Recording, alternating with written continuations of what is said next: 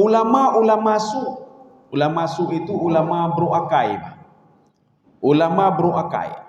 Ulama su itu kata Allah, kami kamathalil kalbi, seperti seekor anjing. In tahmil alaihi yalhas au tatrukhu yalhas. Kalau kalian berikan makanan kepada dia, minta lagi. Kalau kalian tinggalkan dia, dia kejar kalian dan minta lagi, Pak. Dia menjulurkan lidahnya. Ya, nih, Pak. Inilah kelompok-kelompok Allah gambarkan Bani Israel yang mereka itu tidak mau masuk Islam. Dari kelompok Yahudi yang tidak mau mengikuti Nabi Muhammad ketika berada di Madinah. Kenapa? Karena mereka itu kalau ikut Nabi Muhammad akan meninggalkan jabatannya. Dan tidak ada tidak ada lagi seperti ketika mereka berada di Yahudi. Mereka ada jabatan, ada duit dan lain sebagainya. Jadi mereka menukar keimanan mereka dengan dunia, yashtaruna bihi thamanan qalila, yang harganya cuma sedikit saja kata Allah Subhanahu wa taala. Ini sama seperti Bani Israel.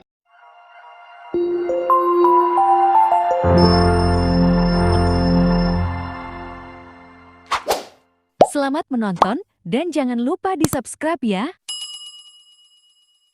Wa rasulah Rabbishrah li sadri wa yassir li amri wahlul 'uqdatam min lisani yafqahu qawli. Allahumma ja'al jam'ana hadza jam'an marhuma wa tafarruqana min ba'dihi tafarruqan ma'suma. Kaum muslimin dan muslimat sidang jamaah subuh yang dirahmati Allah. Kita lanjutkan kajian kita pada tafsir Al-Baydawi, tafsir surah Al-Baqarah. Jadi sudah memasuki ayat 61. Jadi ini masih cerita tentang Bani Israel bersama Nabi Musa alaihissalam. Jadi pertemuan yang lalu ini sudah masuk ke perkampungan Tih ya. Jadi mereka berada di situ selama 40 tahun.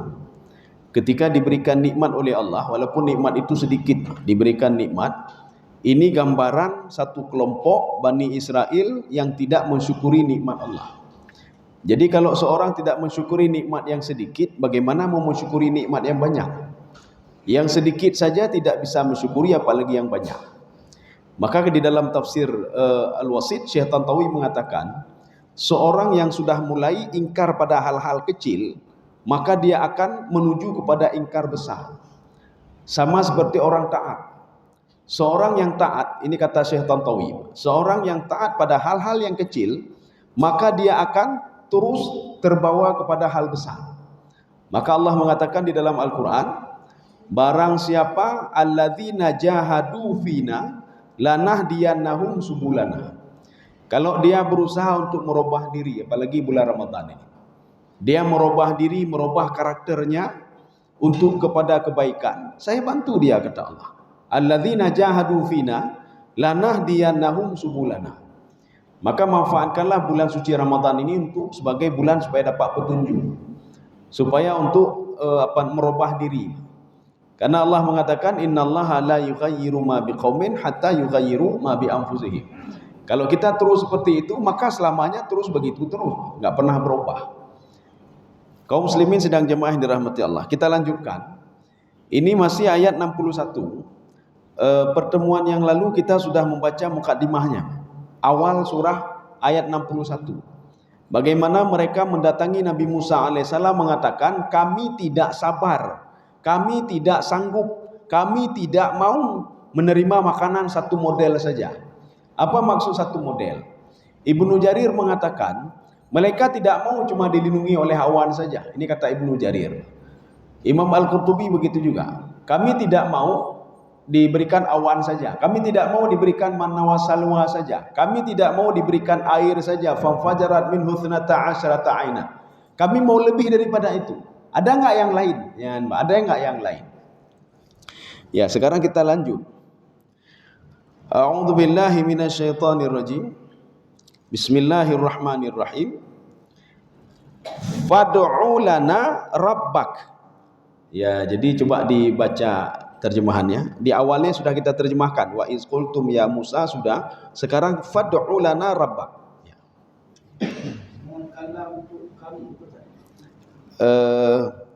Wa idh qultum ya Musa, itu sudah kita baca terjemahannya.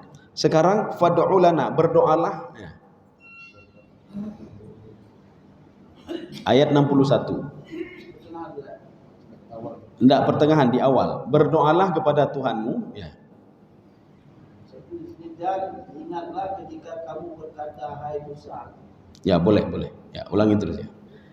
Dan ingatlah dalam kurung ketika kamu berkata, hai Musa, kami tidak bisa sabar dengan satu macam makanan saja.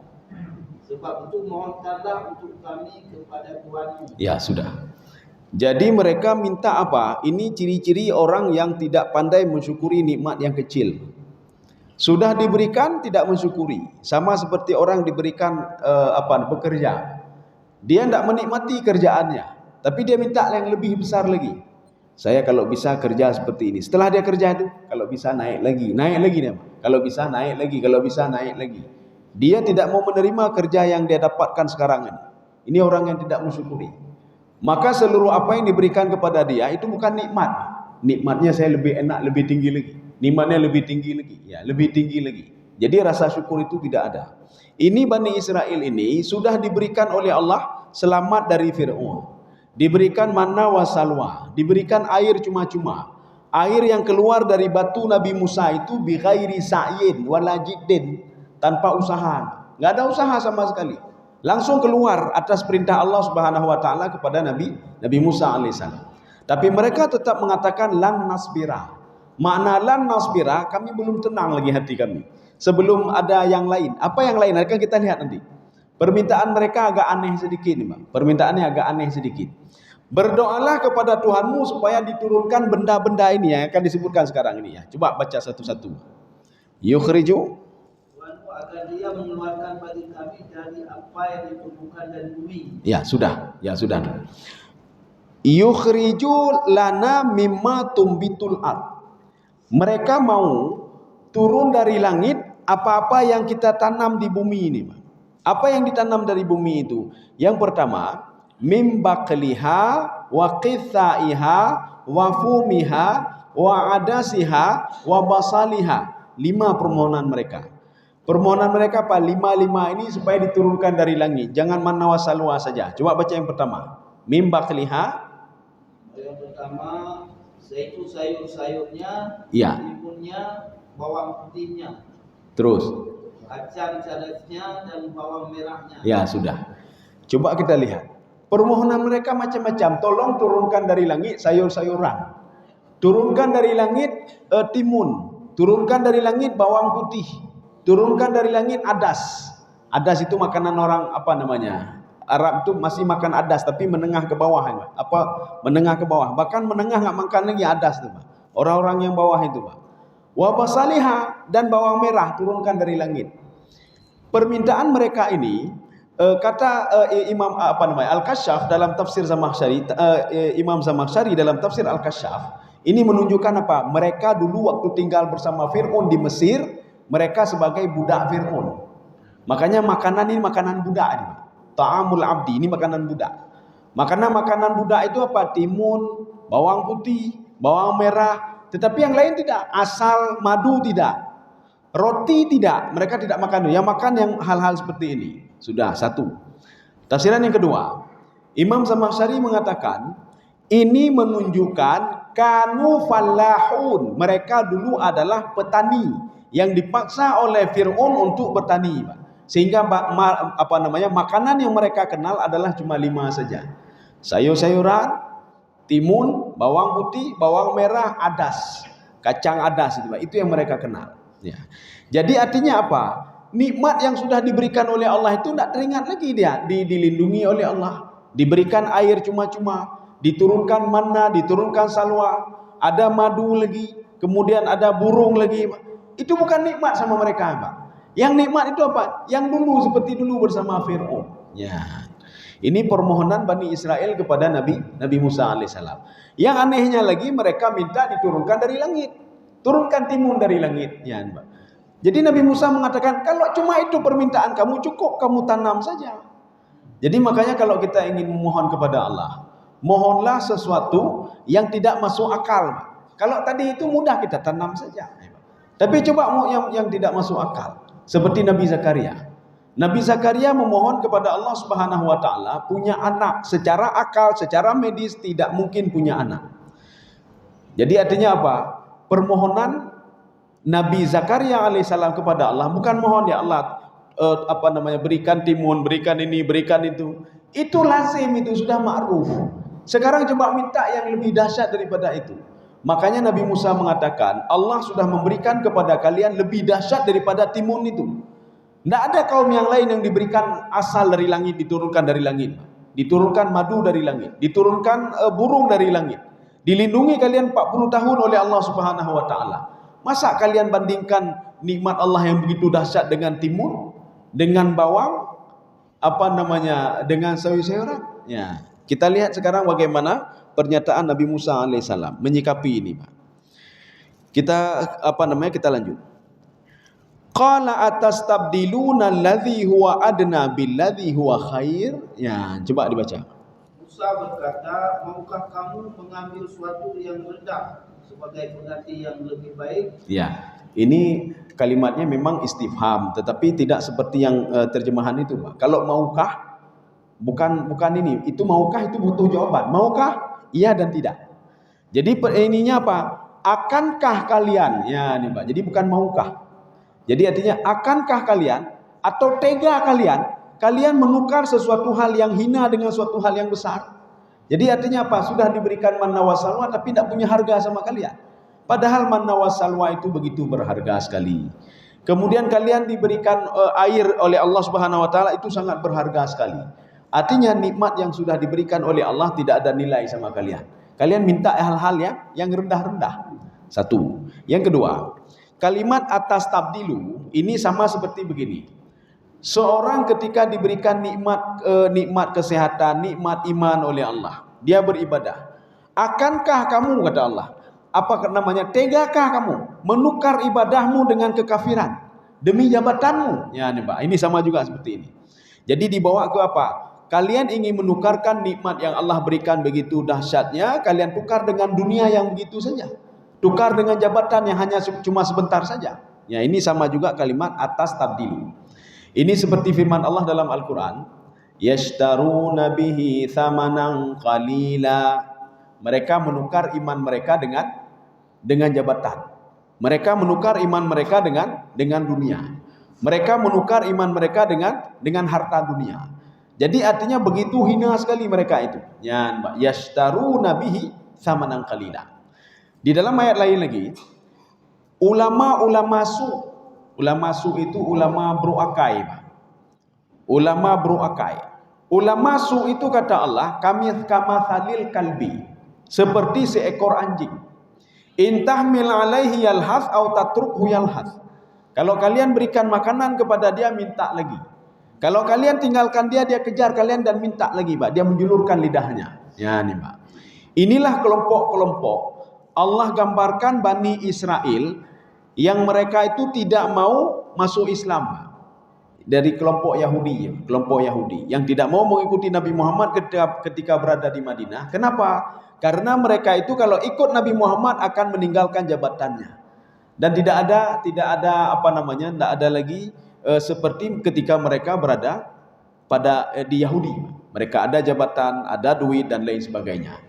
Jadi mereka menukar keimanan mereka dengan dunia, yashtaruna bihi thamanan qalila, yang harganya cuma sedikit saja, kata Allah Subhanahu wa taala. Ini sama seperti Bani Israel. Makanya cerita ini bukan untuk Bani Israel ini, Pak. Cerita ini untuk umat Nabi Muhammad. Artinya jangan jadi seperti Bani Israel. Ketika nikmat sudah diberikan, syukuri dulu nikmat itu. Ketika mensyukuri nikmat itu akan ditambah lagi nikmat, gejolak nikmat, dan terus menerus diberikan nikmat. Maka Imam Ghazali mengatakan, itu di dalam kitab beliau Minhajul Abidin, sudah disyarah oleh Siratul Talibin. Kenapa kita mensyukuri nikmat Allah? Lidawamin ni'mah al-azimah. Supaya nikmat itu terus menerus, continue, terus menerus. Jadi makanya kalau kita tidak bersyukur kepada Allah, sama seperti memutuskan nikmat. Kalau kita bersyukur kepada Allah, sama seperti kita minta kepada Allah untuk terus diberikan nikmat, terus diberikan nikmat. Jadi jangan seperti ini. Nikmat sudah diberikan, nikmat sehat kagejo, ya Mbak, nikmat sehat sudah diberikan, baru bangun tidur sudah diberikan nikmat, tapi masih juga dia mengatakan, engkau tidak berikan apa-apa kepada saya ya Allah, hanya juk tepu ya Allah. Mereka begitu juga, kami tidak ada apa-apa, kami minta diturunkan sayur-sayuran. Itu nikmat sebelumnya, apakah nggak ada harganya? Ya, Mbak. Kita juga nikmat sehat selama ini, apakah nggak merasa kita diberikan nikmat sehat oleh Allah? Kalau ada umur 50 tahun, kalau 50 tahun, kita kalkulasi dari umur 1 tahun sampai 50 tahun, itu sakit itu dalam tahun ini sakitnya 1 bulan, tahun depan sakitnya 5 hari, tahun depan tidak ada sakit, tahun depannya lagi sakit 1 minggu. Kita kalkulasi, sakit itu mungkin 50 tahun cuma setahun sakit. Setahun cuma sakit. Cuma setahun sakit, 49 tahun kita sehat. Tapi kita tidak pernah teringat kalau kita sehat, diberikan sehat oleh Allah 49 tahun. Yang teringat apa? Sakit selama 1 tahun. Ya, jadi sakit selama 1 tahun selalu mengeluh. Ya Allah, saya orang ahli ibadah, saya bayar zakat, saya buat ini, saya buat itu, kenapa saya sakit nih, Pak? Ketika sakit dia mengeluh. Tetapi ketika dia diberikan sehat 49 tahun oleh Allah, tidak pernah teringat kalau itu sebuah nikmat. Tidak pernah teringat dia nikmat. Yang teringat cuma penyakit saja. Ketika dia ribut dengan istrinya, Pak, yang teringat apa? Kejahatan istrinya cuma 1 hari saja. Kebaikan istrinya 20 tahun tidak pernah teringat, Pak. Anda teringat, Pak. Kebaikan istrinya 20 tahun. Kebaikan anaknya sudah berapa puluh tahun. Kesalahan anaknya cuma sekali saja salah. Kebaikan tidak pernah teringat. Yang teringat cuma kejahatan saja. Ini begitu juga mereka. Kebaikan Allah yang Allah berikan kepada mereka, diselamatkan dari Fir'aun, dari perbudakan Fir'aun. Fir'aun yang suka membunuh, suka mempermalukan wanita. Kemudian wanita itu setahun sekali diambil, dilempar ke sungai Nil. Diselamatkan oleh Nabi Musa alaihissalam. Itu kan nikmat luar biasa. Maka kita melihat nikmat itu jangan dari satu segi saja, dari makanan saja, tidak. Jangan melihat dari kesehatan saja, tidak. Hidup itu juga sebuah nikmat. Kita masih bisa hidup, sampai sekarang masih bisa beribadah, alhamdulillah. Orang lain sudah meninggal dunia, nggak ada ibadah lagi, Pak. Kita masih diberikan panca indera ini, alhamdulillah. Orang lain tidak bisa lagi baca Quran. Sudah stroke. Kita Quran bisa kita baca, bisa pergi ke masjid, bisa kita dengar orang baca Quran, kan alhamdulillah. Yang kita teringat apa? Tidak ada duit, tidak ada jabatan. Tidak ada jabatan kata dia, Pak. Tidak ada jabatan, tidak ada duit. Sekarang kita ulang lagi, Pak. Di dalam kitabnya Imam Al-Ghazali juga, beliau mengatakan nikmat itu ada level ya, ada levelnya. Level paling bawah itu nikmat yang keempat. Itu nikmat harta, nikmat jabatan. Tidak ada orang yang tidak senang sama harta dan jabatan. Kalau sudah ada harta sekian, cari lagi, ada lagi, cari lagi. Kemudian jabatan gitu juga. Tidak ada orang yang berhenti pada satu jabatan saja. Dia mau lagi jabatan, mau naik jabatan lagi. Maka Rasulullah mengatakan seorang tidak akan minta lagi sesuatu ketika mulutnya disumpal dengan tanah. Maka ketika meninggal dunia baru dia diam. Tidak ada minta-minta lagi. Nikmat yang keempat ini tidak ada harganya. Tidak ada harga. Apabila muncul nikmat yang ketiga. Apa nikmat yang ketiga? Nikmat sehat. Maka seorang ketika dia sakit, harta itu tidak ada harga lagi sama dia. Berapapun mau dikeluarkan demi kesehatan dia. Jabatan tidak ada guna lagi kalau dia sudah sakit. Makanya orang yang di ICU itu tidak butuh lagi dia jabatan. Orang yang sudah sekarat di rumah sakit, tidak butuh lagi dia jabatan. Kalau kita tanya sama dia mau jabatan, nggak perlu. Saya sudah sembuh dari sakit, alhamdulillah. Hanya boleh jabatan, boleh sakit. Kepu jabatan, menapah aja, tidak bisa bernapas. Jadi maknanya apa? Duit berapapun mau dia keluarkan demi perawatan kesehatan dia. Maknanya apa? Harta tidak ada guna lagi, Pak. Dokter mengatakan anak bapak harus dirawat, biayanya 1 miliar. Kita ngomong, jangankan 1 miliar, 2 miliar saya bayar. Kalau perlu mobil saya jual, kalau perlu rumah saya jual. Tidak ada harga lagi, Pak. Nikmat yang ketiga ini tidak akan berharga kalau ada nikmat yang kedua. Apa nikmat yang kedua? Nikmat hidup. Makanya seseorang itu tatkala divonis oleh dokter, bapak harus potong kaki, tidak apa-apa, amputasi tidak apa-apa, asal saya masih bisa hidup. Ini bapak sudah kompilasi penyakit ini, harus potong tangan lagi, tidak apa-apa, asal saya bisa hidup. Itu nikmat sehat ada lagi sama dia, Pak. Dia tidak pikir lagi sakit ini sakit, asal hidup dia, Pak. Asal hidup itu sebuah nikmat bagi dia. Maka kita tidak perlu heran kalau ada orang duduk di kursi roda masih bisa tersenyum dia bisa tersenyum.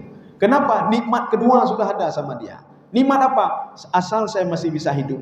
Saya bisa melihat anak saya, melihat keluarga saya bisa beribadah. Itu sebuah nikmat bagi dia. Duit tak ada harga lagi sama dia. Jabatan tak ada harga lagi sama dia. Kesehatan tak ada harga lagi sama dia. Asal bisa hidup saja, alhamdulillah. Nikmat yang kedua ini tidak ada harganya kalau ada nikmat yang pertama, paling atas. Nikmat apa itu? Ketenangan jiwa ketika meninggal dunia. Ketika mau meninggalkan dunia ini, jiwanya tenang jiwa. Itu nikmat yang luar biasa, Pak. Makanya Fir'aun laknatullah, ketika dia tenggelam, dia tidak teringat hartanya. Tidak ada dia pikir harta saya bagaimana, jabatan saya bagaimana, tidak lagi. Kemudian penyakit saya tidak dipikir penyakit lagi, Pak. Ini anak Ramses II ke-13 ini. Dia nggak berpikir lagi ini saya mati bagaimana, tidak. Yang dia pikir apa? Ketenangan jiwa dia ketika ketemu dengan Allah. Sehingga dia mengatakan amantu bi Rabbi Musa. Saya beriman dan percaya kepada Tuhan Musa, ya Allah. Saya percaya kepada Engkau, ya Allah. Tidak, kata Allah. Hanjili, nggak bisa lagi bertobat. Dulu sebelumnya kenapa tidak mau bertobat? Ya, jadi makanya nikmat yang paling tinggi itu adalah nikmat ketenangan jiwa. Ketenangan jiwa. Inilah yang Allah katakan kepada Nabi Muhammad SAW ketika Nabi Muhammad dibuli oleh Yahudi, oleh Nasrani dan orang-orang kafir. Yahudi mengatakan, ya Muhammad, kamu bisa seperti Nabi Sulaiman banyak harta, ada jabatan sebagai seorang raja, dia bisa menaklukkan angin, dia bisa menaklukkan jin. Nabi Muhammad diam saja. Kata Nasrani, kamu bisa seperti Nabi Isa alaihissalam, tamshi alal ma', kamu berjalan di atas air. Nabi Muhammad diam saja. Turunlah ayat Al-Quran, alam nashrah laka sadrak.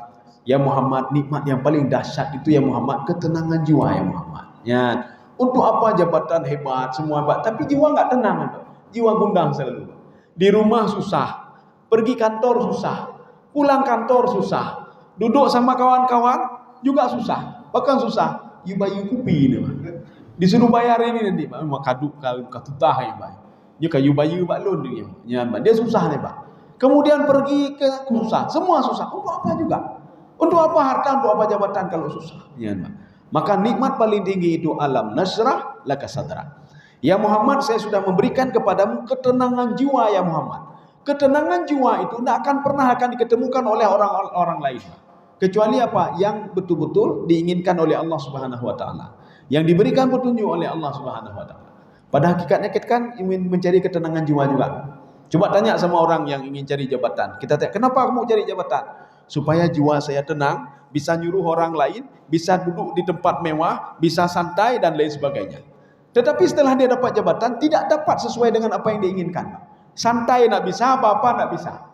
Ingin tenang jiwa juga nggak bisa. Makanya Allah mengatakan dalam Al-Quran, ala bidzikrillahi tatmainnal qulub. Untuk menenangkan jiwa tidak ada lain, Pak, kecuali kita teringat kepada Allah. Maka patuhlah kepada perintah Allah.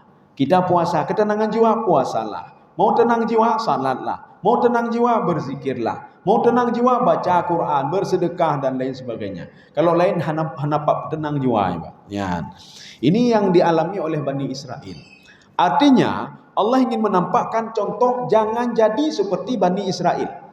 Kelompok yang tidak pandai bersyukur kepada Allah Subhanahu wa taala setelah nikmat diberikan kepada dia tidak tahu diri, Pak. Ini manusia ini kalau kita tafsirkan kekinian, Pak. Sudah diberikan diciptakan oleh Allah sebaik-baik bentuk.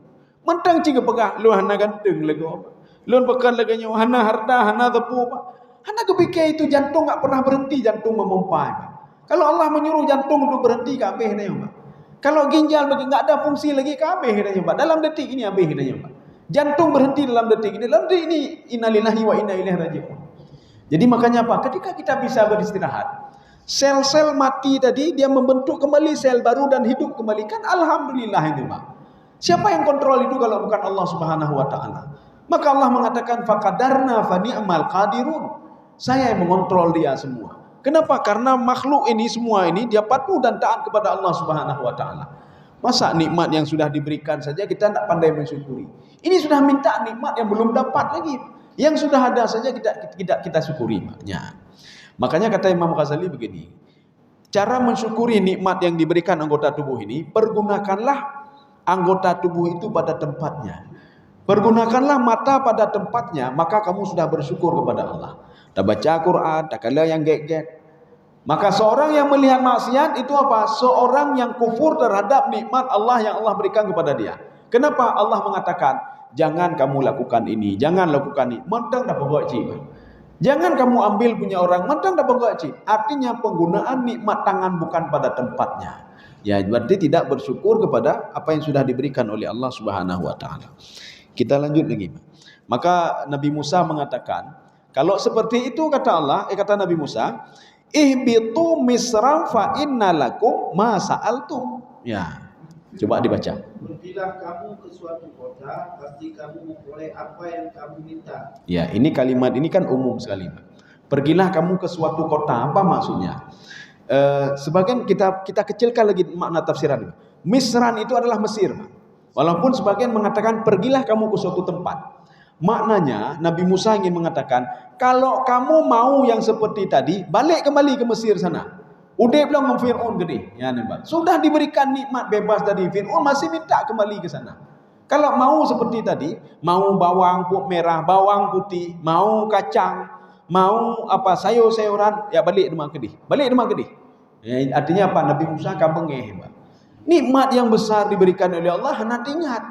Begitu juga manusia, nikmat yang besar diberikan oleh Allah, bisa tidur nyenyak, bisa bernapas, ginjal berfungsi, jantung berfungsi, semua liver berfungsi, tapi tidak teringat juga kepada Allah Subhanahu wa taala. Maknanya apa? Kalau kita bawa kekinian, ya balik ke malang kandungan gede. Ya balik rumah kandungan gede. Sudah dilahirkan, diberikan ini, diberikan, ya balik kandungan gede. Ya, atau lebih baik mati mentang rumah gede. Nah, ini kata Nabi Musa, ihbitu misran. Ihbitu itu maknanya berpindahlah kamu. Inilah yang membuat penafsir mengatakan Nabi Musa itu bukan di dalam sorga. Ya, kalaupun di dalam sorga, namanya sorga tajribah. Kenapa tidak di dalam sorga? Karena sorga belum ada mala ainun ra'at, wala udhunun sami'at, wala khatara ala qalbil bashar. Sorga itu belum pernah dilihat, belum pernah didengar, dan belum pernah terbetak di dalam hati. Kalau Nabi Musa, Nabi Adam masuk ke dalam sorga, maka Nabi Adam akan menceritakan kepada anaknya sorga itu begini. Dan ada riwayat-riwayat nanti. Saya melihat ini sorga begini, tapi kan tidak ada, Pak. Satu. Yang kedua, sebagian penafsir mengatakan Nabi Musa diciptakan di bumi, dan kejadian itu jannah yang dimaksud apa? Bumi juga, Pak, di bumi, di sebuah tempat di bumi. Makanya ketika itu Allah mengatakan ihbitu ba'dukum ala ba'din. Maknanya berpindahlah kalian, jangan di sini lagi, pindah ke sana, bukan turun dari langitnya. Maka habata yahbutu itu maknanya dua. Bisa makna turun, bisa maknanya pindah, ya, bisa maknanya pindah. Ini ihbitu ini maknanya apa? Mereka bukan turun dari tempat atas ke bawah, tidak, pindah kalian. Ya balik demah ke Mesir gede. Balik demah Mesir gede. Sudah diberikan nikmat ini tidak pandai mensyukuri nikmat Allah Subhanahu wa taala. Kita sudah sehat begini, sudah masih bisa bernafas, orang lain menafas tanjik lima. Orang lain sudah stroke, tak bisa apa-apa lagi. Nikmat yang diberikan saja tidak kita syukuri. Ini sudah minta nikmat yang lain, Pak. Menyujud lo ya Allah na jabatan hebat dia. Menyujud lo ya Allah nanyo naji. Makanya di dalam tafsir Baidawi mengatakan pertolongan Allah itu dua. Yang pertama namanya isti'anah daruriyah.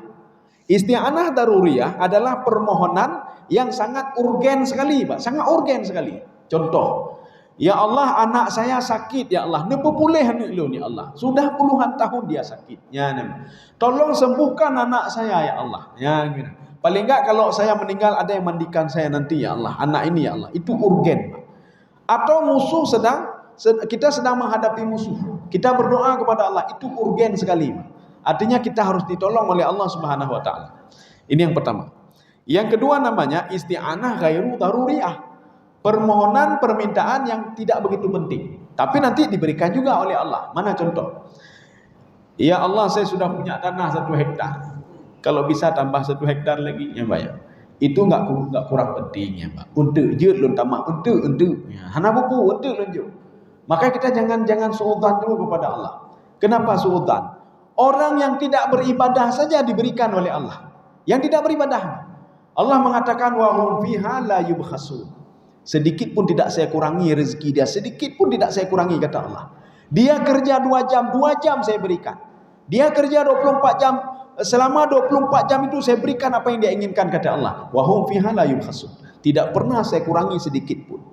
Maknanya apa? Yahudi, kafir, musyrik minta, dia bekerja, dia cari rezeki diberikan oleh Allah. Apalagi kita yang patuh dan taat pada Allah. Tapi kita bukan ingin seperti mereka.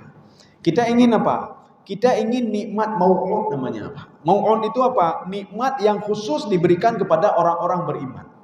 Nikmat apa itu? Nikmat di dunia dan nikmat di akhirat. Apa nikmat mau'ud? Nikmat yang Allah janjikan. Kalau kalian puasa, saya berikan ini. Kalau kalian bayar zakat, saya berikan ini. Kalau kalian bersedekah, saya berikan ini. Itu yang kita inginkan. Kita tak mau seperti orang kafir. Bekerja ingin capai sesuatu, diberikan juga oleh Allah, tapi nanti ditarik kembali oleh Allah Subhanahu wa taala. Kaum muslimin sedang jamaah yang dirahmati Allah. Kita lanjut ini. Hokanya. Ihbitu misra fa innalakum ma sa'altum. Ya, sudah. Sekarang ini ayat selanjutnya kan panjang. Ayat panjang ini apa? Allah mengatakan, kalian dulu itu saya berikan kemuliaan. Sekarang sudah saya hina kalian gara-gara ini, hal ini, kata Allah. Ya, gara-gara hal ini. Kita begitu juga. Jadi nanti kita harus hati-hati, Pak. Kenapa Allah Subhanahu wa taala menurunkan azab? Kenapa Allah menurunkan musibah? Karena ada satu hal yang menyebabkan turunnya musibah ini. Bukan turun begitu saja, tidak. Kenapa satu kampung itu diberikan musibah? Karena ada satu hal yang mereka lakukan. Kenapa Allah begitu marah terhadap iblis dan setan? Karena ada satu hal yang mereka lakukan. Kenapa Allah Subhanahu wa taala mencintai ada seorang pembunuh sampai 100 ulama hebat. Tetapi Allah masih sayang sama dia. Gara-gara apa? Gara-gara taubatnya. Dia bertobat kepada Allah Subhanahu wa taala. Artinya ada satu hal yang membuat Allah sayang, ada satu hal yang membuat Allah benci. Kita kan kalau punya anak kan begitu, Pak. Ada satu hal membuat kita sayang kepada anak, kita beli apa untuk dia? Kenapa? Karena kepatuhan dia. Ada yang membuat kita apa? Kita tahan permintaan dia. Kenapa? Karena dia tidak patuh dan taat kepada kita. Ini begitu juga. Ini ayat ini, walaupun ayatnya panjang, kita bacanya harus tafsirannya harus dari ayat yang kedua dulu, baru kemudian masuk ayat yang pertama. Sekarang kita baca. Duribat alaihimudz dzillatu wal maskanah wa ba'u bighadabim minallah. Dzalika bi annahum kanu yakfuruna bi ayatillahi wa yaqtuluna an-nabiyyina bighairil haqq. Dzalika bima asaw wa kanu ya'tadun. Akibat tiga hal ini mereka dilaknat oleh Allah. Sekarang kita lihat tiga hal ini. Kita baca, kalau enggak kita terjemahkan dari sini saja dulu. Nanti baru kita tafsirkan. Ya, coba baca. Duribat alaihimudz dzillatu wal maskanah. Pasti kamu memperoleh apa yang kamu inginkan. Bukan, tidak. Lanjut lagi. Ya, setelah itu. Lalu ditimpakan kepada mereka nista dan kehinaan dan hinaan. Iya, ini yang pertama. Mereka itu ditimpa oleh Allah Subhanahu wa taala. Terjemahan tidak membedakan apa beda zillah dengan maskanah, Pak. Duribat alaihimudz zillah dan maskanah. Tidak dibedakan di situ. Kita ulangi lagi, coba dibaca ulangi lagi. Ditimpakan kehinaan, mereka ditimpakan nista dan kehinaan. Nista dan kehinaan. Sekarang kita lihat dari segi bahasanya, Pak. Lihat dari Imam Zamakhsyari, Tafsir Al-Kasyaf. Duriban alaihimudz zillah. Zillah itu apa? Zillah itu badan. Badannya disengsarakan oleh Allah, diberikan musibah oleh Allah. Satu. Wal maskanah, hatinya diberikan gundah oleh Allah Subhanahu wa taala. Dua penyakit ini, penyakit diberikan musibah fisik. Musibah fisik bisa apa saja. Bisa banjir, bisa penyakit, apa saja. Yang kedua musibah hati, ketidaktenangan jiwa.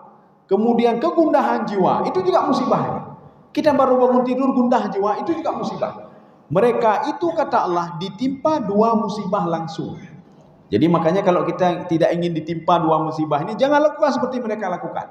Kalau satu musibah saja, musibah sakit bisa kita obati. Katanya sakit, Pak, kita obati, Pak, kita obati.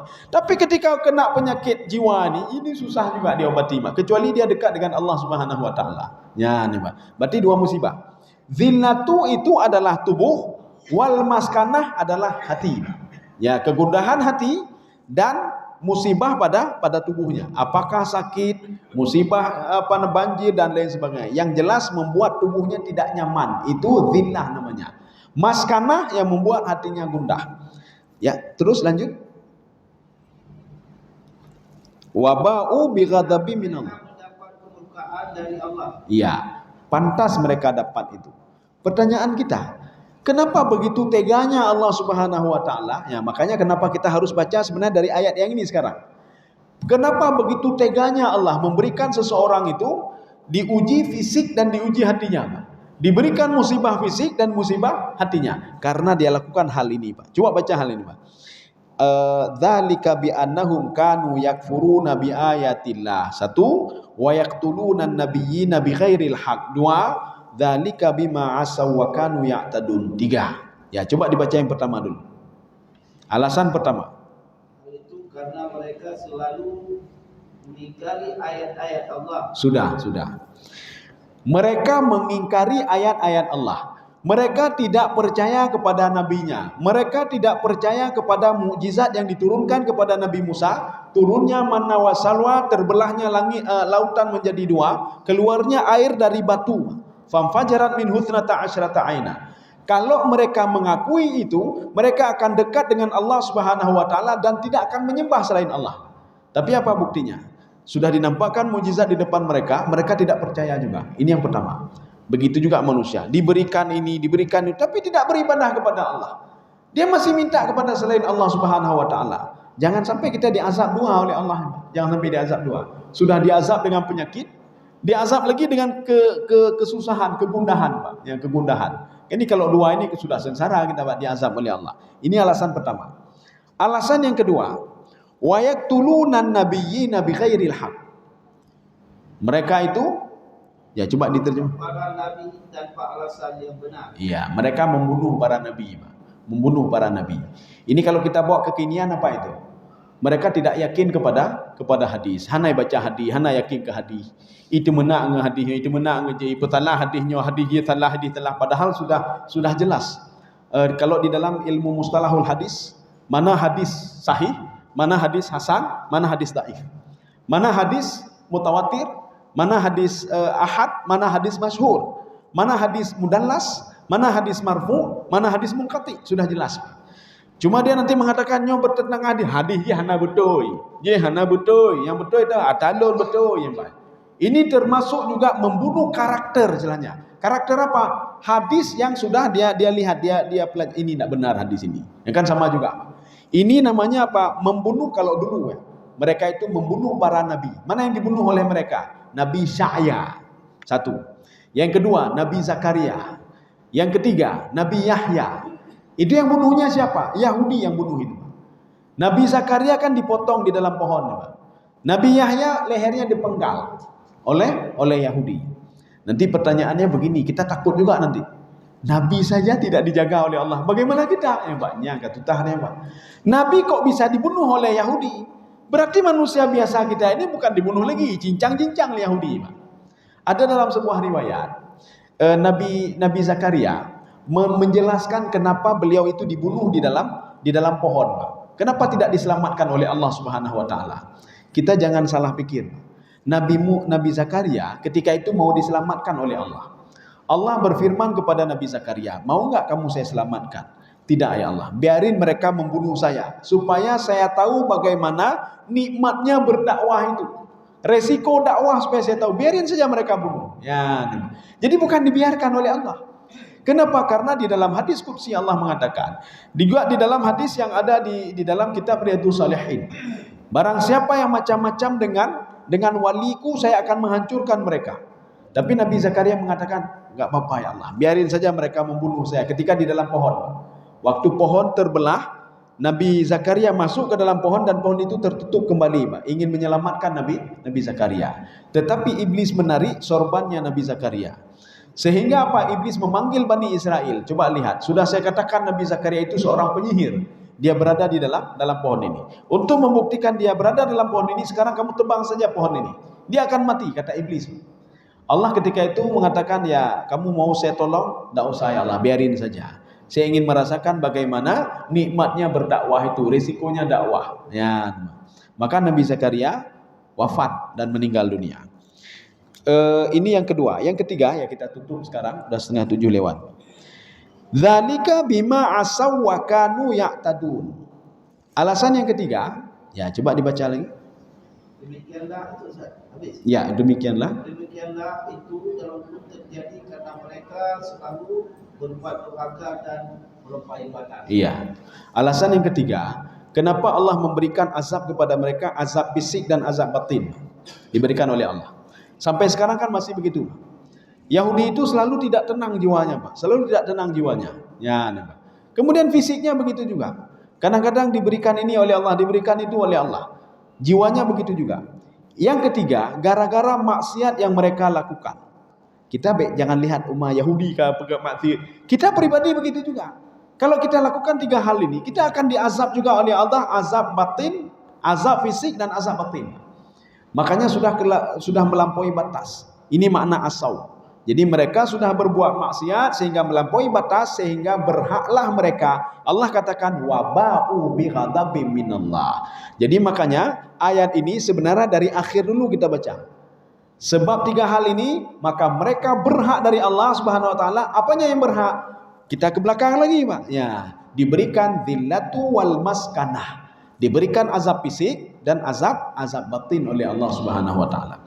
Makanya kalau kita tidak ingin diazab fisik, diazab batin oleh Allah, tidak ingin gundah jiwa, tidak ingin diazab, diberikan penyakit yang yang menghinakan kita, maka jauhilah tiga perbuatan ini. Apapun tiga perbuatan itu. Itulah yang pertama, jangan kufur kepada Allah Subhanahu wa taala. Yakinlah kepada Al-Qur'an. Ini ayatilah ini termasuk di sini ayat-ayat Allah, itulah Taurat. Termasuk mukjizat Nabi Musa alaihissalam. Yang kedua, ini membunuh Nabi. Kalau kita bukan membunuh Nabi ya dia, Pak. Kita jauh dari hadis. Jauh dari hadis. Kalau tadi sudah jauh dari Al-Quran, ini jauh dari hadis lagi. Yang ketiga, berbuat maksiat. Kalau Bani Israel apa? Sudah melampaui batas. Ya, jadi makanya berhak mendapat azab dari Allah Subhanahu wa taala. Kaum muslimin sedang jemaah yang dirahmati Allah. Kita cukupkan sampai di sini. Pertemuan selanjutnya kita akan melihat bagaimana Allah Subhanahu wa taala menerima taubat dari siapapun datangnya taubat itu. Apakah dari Yahudi, dari Nasrani, penyembah patung, penyembah api, atau dia tidak beragama sama sekali. Kalau dia bertobat akan diterima taubatnya dan dikasihani sebagaimana Allah mengasihani orang lain. Maka kita itu jangan merasa begini, keterima taubat tu, kepemaah ada calon, murung Yahudi kepemaah, Pak. Apalagi orang yang dulu dia salat, Pak. Dulu dia beribadah tapi ibadahnya kurang. Apalagi orang-orang ini. Saya rasa cukup sekian. Mudah-mudahan ada manfaat bagi saya sendiri dan jemaah sekalian. Subhanakallah bihamdika, asyhadu an la ilaha illa anta, astaghfiruka wa atubu ilaik. Assalamualaikum warahmatullahi wabarakatuh.